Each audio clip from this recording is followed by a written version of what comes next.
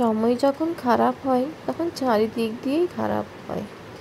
2 মাস হয়ে গেল ব্লগ তো দিতেই পারিনি, শ্যুটও করতে পারিনি। নিজের শরীরের কিছু প্রবলেমের জন্য স্কিপ করতে হয়েছিল ব্লগ করা, স্কিপ কি একদমই বন্ধ করে দিতে হয়েছিল। তারপর হঠাৎ করে আকাশের একদিন খুব জ্বর, জানা গেল যে কোভিড, আবার ওই ইনফ্লুয়েঞ্জা আর কোভিডেরই স্ট্রেন মিক্স হয়ে আকাশও প্রায় 10-15 দিন মতো ভুগলো। এখনও উইকনেসটা আছে।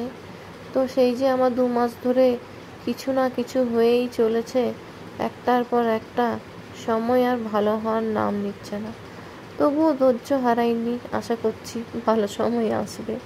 সেই জন্য যে যাই আসছে সেটার সাথেই মোকাবিলা করার চেষ্টা করছি। শুভ সকাল বন্ধুরা, কেমন আছো তোমরা সবাই? আশা করছি সবাই খুব ভালো আছো। আজকের আরেকটি নতুন ব্লগে তোমাদের সবাইকে পূজাস ডায়েরিতে অনেক অনেক অনেক শুভেচ্ছা। আশা করছি খুবই ছোট্ট একটা ব্লগ নিয়ে এসেছি অনেক দিন পর। আশা করছি ভালো লাগবে। ভালো লাগলে প্লিজ একটা লাইক কমেন্ট করে দিও, আর শেয়ার করতে বন্ধুরা প্লিজ ভুলো না। সাথে থাকো আর পুরোটা দেখতে থাকো। এরপর চেষ্টা করব ব্লগটা কন্টিনিউ করার। তো এখন তো সকাল 7:30 বাজছে।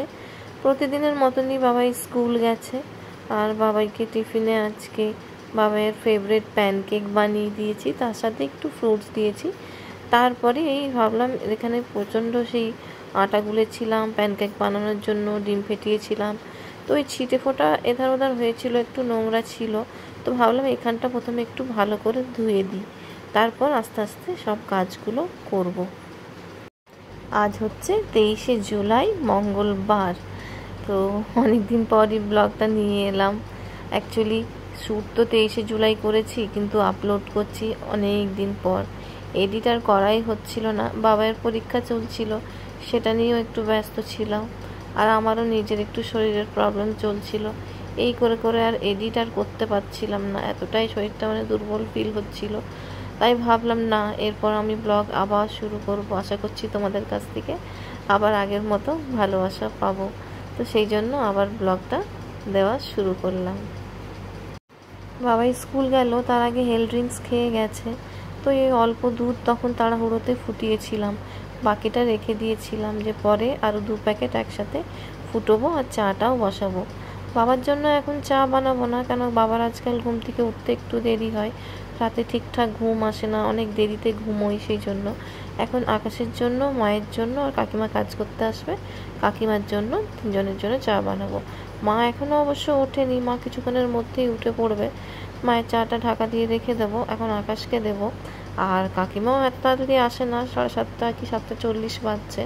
তো কাকিমারটাও পুরো রেখে দেবো। কাকিমা ওই 9টা 9:30 এরকম সময় আসে, তখন মা আর একবার গরম করে কাকিমাকে চাটা দিয়ে দেবে।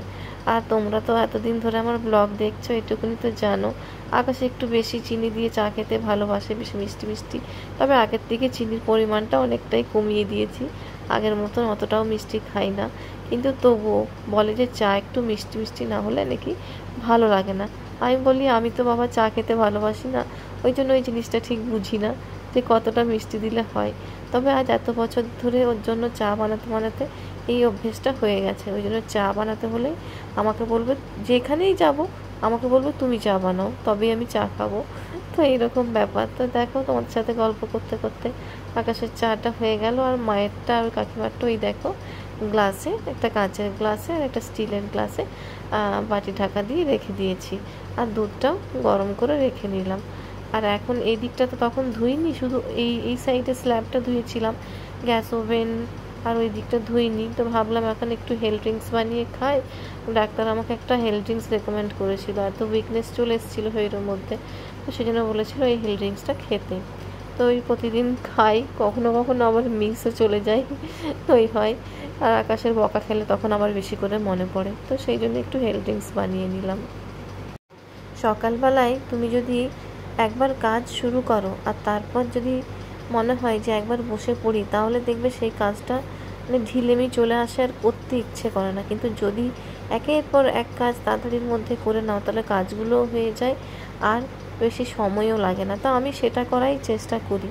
তো তো সকালে যখন উঠি 4:30 নাগাদ, তখন থেকেই মানে নিজেকে প্রিপেয়ার করে নিই যে আমাকে এই কাজগুলো করতে হবে, এই কাজগুলো করে তবেই বসতে হবে। কারণ কি, সকাল মানে ভোরে উঠলে বা সকালে একটু তাড়াতাড়ি উঠলে দেখবে একটু মানে শরীরটাতে আলস্যি চলে আসে, কিন্তু কাজ করতে করতে সেই আলস্যিটা চলে যায়। তো সেই জন্য আমি এই সকালে উঠে এই কাজগুলো করে নিই। মা তো প্রতিদিন রাতে শোয়ার আগে গ্যাস ধোবেই, তবেই শোবে, কিছুতেই শোবে না। আমি বারবার বলেছি যে সকালে তো আমি ধুই, তুমি শুয়ে পড়ো, কিন্তু কিছুতেই শুনবে না।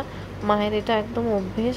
তো সেই জন্য আর আমিও কী করি, সকালে বাবা স্কুল যায় তখন জাস্ট একটু মানে ওই কী করি, একটা ভিজে কাপড় দিয়ে মুছে নিই, তারপর বাবার জন্য যা টিফিন বানানো, দুধ গরম করা, এগুলো করে নিই একবারে।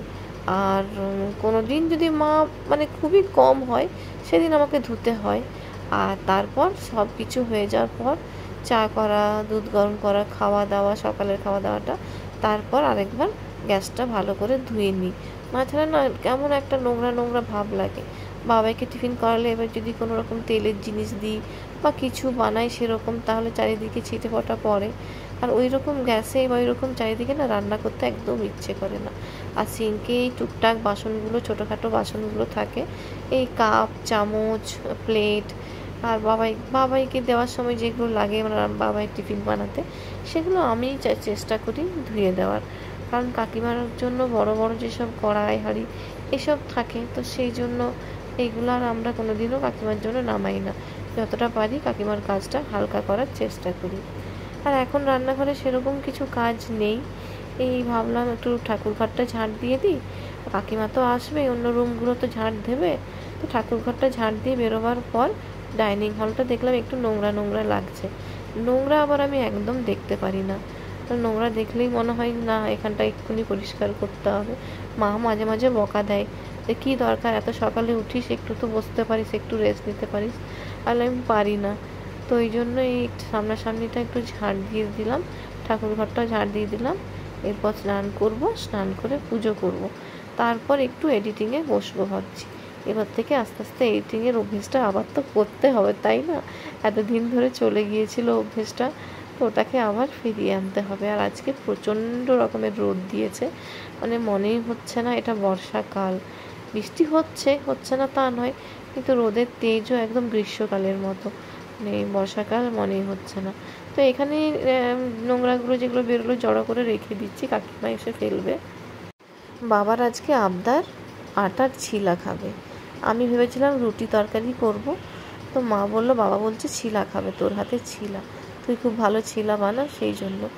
এমন কিছু নয়, ওই আটাটা জাস্ট একটু গোলমরিচ, একটু কাঁচা লঙ্কা, আর একটু যদি কখনো কখনো ওই পেরি পেরি বলে একটা মশলা পাওয়া যায়, ওর ফ্লেভারটা বেশ ভালো লাগে, ওটা মিক্স করে দিই। বাস এবারে পাতলা করে জল দিয়ে গুলে নিই, এই হলো। যেমন করে পাটিসাপটা বানাই সেই রকম করে, ব্যাস এরকম করে দিয়ে দিলেই ব্যাস, এই যে একটু ঘুরিয়ে পাতলা করে ঘুরিয়ে দিয়ে হলেই হয়ে যায়। তাই এটা বাবা খেতে ভালোবাসে, আকাশও খেতে খুব ভালোবাসে, আমি মা তো ভালোবাসি। তো সেই জন্য বললাম ঠিক আছে, বাবা যখন এটা খেতে ভালোবাসছে, মানে খেতে চাইছে, তখন আজকে এটাই বাবাকে বানিয়ে দেবো। তো সেই জন্য এখন বাজছে কটা, এই 9:40, গরম গরম বানাচ্ছি আর দিয়ে দিচ্ছি। মাকে আর বাবাকে বললাম তোমরা আগে নিয়ে নাও, তোমাদেরকে আগে দিয়ে দিয়ে জন্য প্লেটগুলো সাজিয়ে রেখে দিয়েছি। বাবার জন্য মা বেগুন ভেজে দিয়েছে, বেগুন ভেজে মানে বেগুন ভাজা দিয়ে খাবে। আর আমরা ওই টমেটো কেচাপ আর মেয়োনিজটাকে মিক্স করে বেশ একটা ভালো ফ্লেভারও আসে আর খেতেও বেশ ভালো লাগে, ওটা দিয়ে খাবো। আর আজকে কি হয়েছে জানো, আজকে না সিলিন্ডার আসার কথা, কিন্তু এখনও পর্যন্ত আসেনি। আর এইদিকে এই গ্যাসটাও না একটু স্মেল উঠছে, ওই যে যেমন হয় সেরকম। তো সেই জন্য একটু উনুন ধরানো হয়েছে। তো এই দেখো, এটা আমার আর আকাশের ব্রেকফাস্ট। তো চলো আজকের ব্লগটা এইটুকুনি, আবার অন্য ব্লগে দেখা হবে। সবাই ভালো থেকো, সুস্থ থেকো, আবার নতুন ব্লগে তোমাদের সাথে দেখা হবে। Tata, by.